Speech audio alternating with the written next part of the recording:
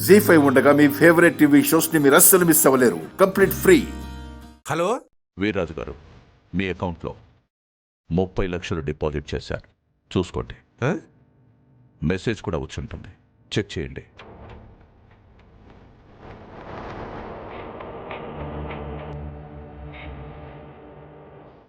వచ్చింది.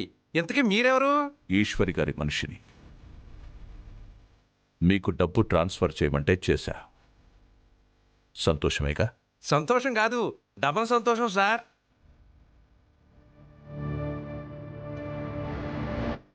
వీర్రాజు గారు, ఏదో ముఖ్యమైన విషయం చెప్పాలన్నారు. అది ఏమీ లేదమ్మా, అందరికి బాయ్ చెప్పిపోదామని ఇలా వచ్చాను.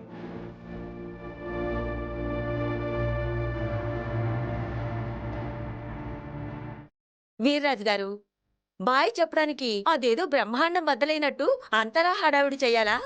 సిచ్యువేషన్ అలా డిమాండ్ చేసే లక్కమామ గారు, ఒక్కొక్కసారి అంతే. మనం ఏదో చెయ్యాలని వస్తామా, మరి ఇంకేదో మనం ఏమీ చేయకుండా ఆపేస్తుంది. వెళ్ళొస్తాను. నమస్కారం. నమస్కారం.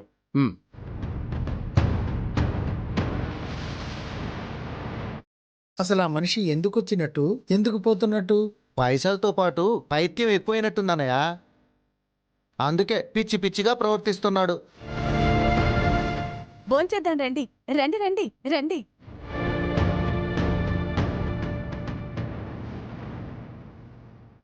ఏంటమ్మా ఈశ్వరి, ఇది తీగ తెగిపోద్దేమో అన్నంతవరకు తీసుకొచ్చి తక్కువ డబ్బులు వేయించేశావు.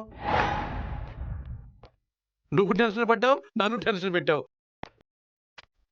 పోనీలే, చేజారిపోతుంది అనుకున్న డబ్బు చేతికొచ్చింది. వస్తానమ్మా.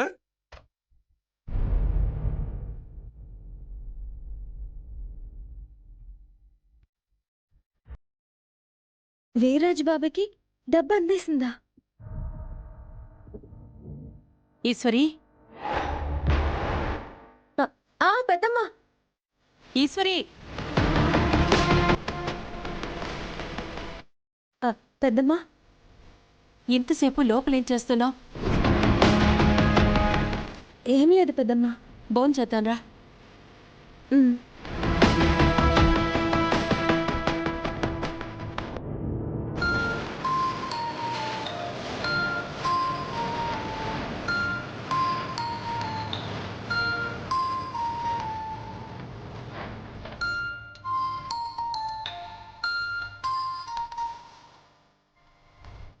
హలో. హలో వీర్రాజు బాబాయ్, చెప్పమ్మా. మీకు నిజంగానే డబ్బులు వచ్చాయా? నిజంగా వచ్చాయమ్మా. డిపాజిట్ అయినట్టు మెసేజ్ కూడా వచ్చింది. అతని గురించి నువ్వు అనుమానపడాల్సిన అవసరం లేదు. అతనా? ఎవరు? అదేనమ్మా, నువ్వు ఎవరినైతే నా అకౌంట్లో డబ్బులు వేయమన్నావో ఆ వ్యక్తి. నువ్వు డబ్బులు వేయమన్నావని నాకు ఫోన్ చేసి మరీ చెప్పాడు. మనిషి మంచోడు అనుకుంటా. నువ్వు చెప్పిన పని తూచా తప్పకుండా పాటించాడు. ఉంటానమ్మా.